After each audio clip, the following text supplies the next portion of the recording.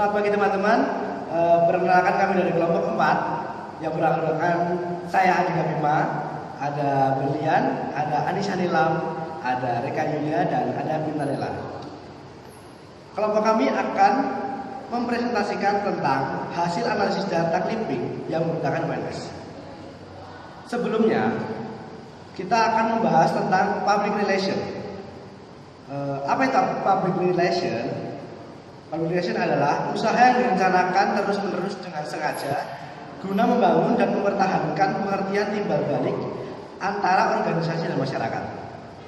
Kemudian kita akan membahas tentang tujuan public relation. Yang pertama adalah mempertahankan, melindungi citra perusahaan, kemudian ada memperluas relasi dengan perusahaan lain, dan yang terakhir adalah menampilkan citra yang buruk. Nah teman-teman, selanjutnya kita akan membahas tentang data yang telah kita analisis. Di sini kita telah menganalisis data menggunakan program Statistical Product and Service Solution atau biasa kita kenal dengan SPSS. Apa sih SPSS itu?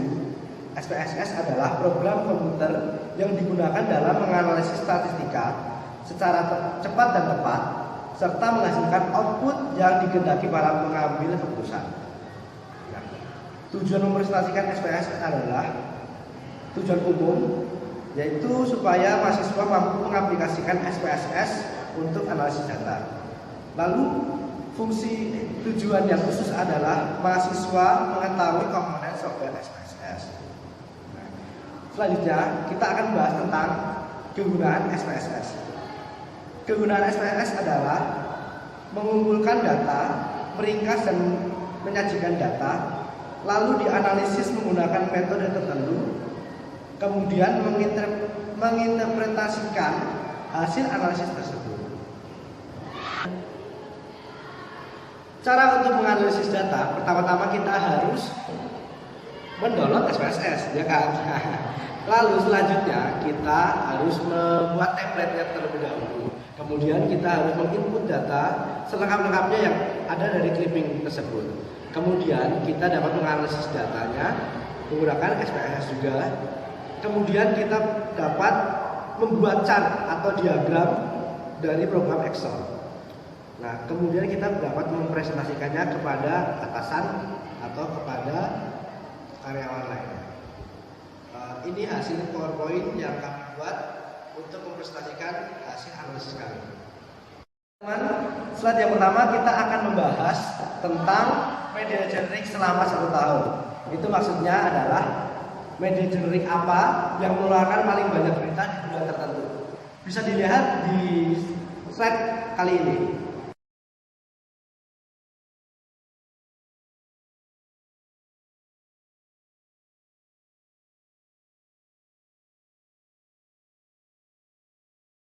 Nah, dari slide tersebut kita bisa lihat bahwa berita yang banyak dikabarkan berasal dari Joglo Semar dan dikeluarkan paling banyak pada bulan Maret. Slide selanjutnya kita akan membahas tentang asal berita yang diberitakan oleh media. Nah, bisa dilihat di slide ini bahwa ada diagram berwarna biru dan hijau yang menandakan, yang biru menandakan dari WNS dan yang hijau menandakan dari luar WNS.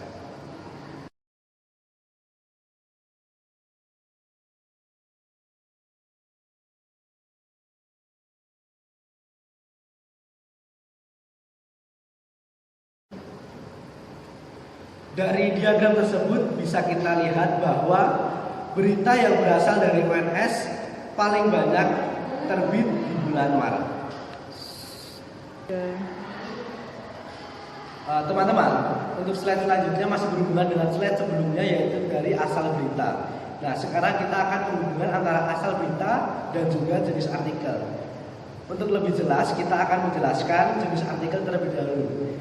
Jenis artikel ada 6. Yang pertama ada hard news, adalah berita yang gampang basi atau yang harus cepat diberitakan, atau soft news, berita yang masih bisa terus diberitakan, dan ada opini, berita yang berasal dari opini penulis atau masyarakat. Ada iklan kolom, berita yang berisi iklan di kolom kecil. Press release, berita yang ceritakan di kolom kecil berupa kegiatan yang akan diadakan dan advertorial tetap berisi iklan. Nah, bisa dilihat di slide ini bahwa UNS paling banyak mengeluarkan berita berjenis hard news.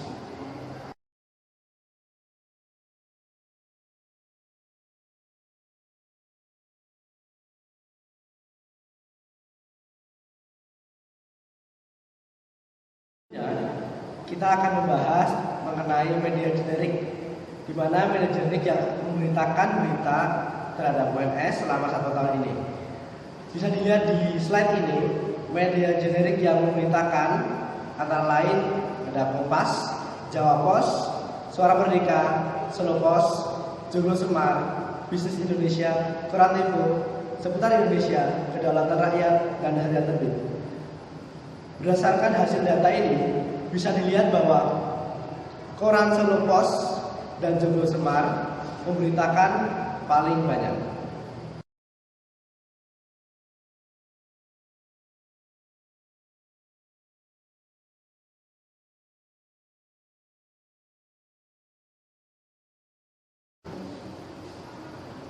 Setelah membahas media generik, dalam sebuah berita tak luput dari seorang narasumber yang telah menyumbangkan pendapatnya di dalam berita tersebut. Nah, dalam slide ini kita akan membahas tentang para narasumber yang paling banyak muncul di dalam berita. Bisa dilihat di slide ini banyak nama-nama yang muncul. Dan terakhir kita bisa menyimpulkan bahwa Profesor Dr. Rafiq Kasidi yang paling banyak muncul sebagai narasumber dalam berita karena beliau adalah seorang rektor UNS.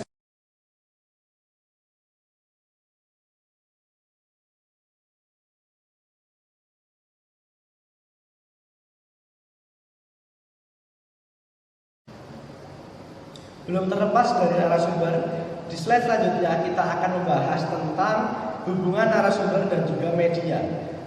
Dari beberapa media yang telah ada, yang telah kita analisis, kita sudah menemukan dari diagram yang ada di slide ini, kita menemukan ada 3 media yang paling banyak memunculkan nama sebagai wakil narasumber.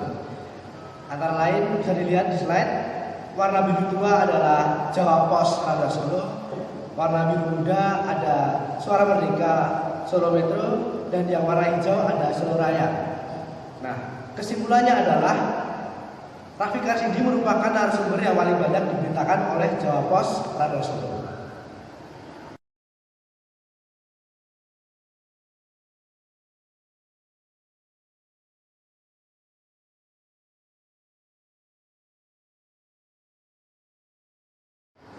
Nah, sekarang kita sudah berada di slide terakhir.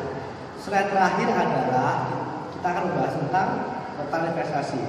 Total investasi merupakan jumlah investasi yang berasal dari media. Besarnya total investasi bersejumlah 12 miliar 443 juta 946.900 rupiah.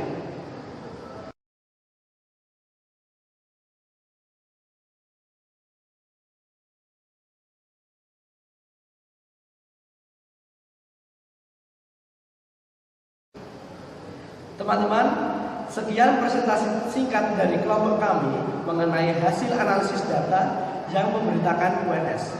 Semoga dengan presentasi yang kami paparkan tadi, kalian bisa lebih termotivasi untuk menjadi seorang public relation yang modern, canggih, dan terampil dalam menggunakan SPSS.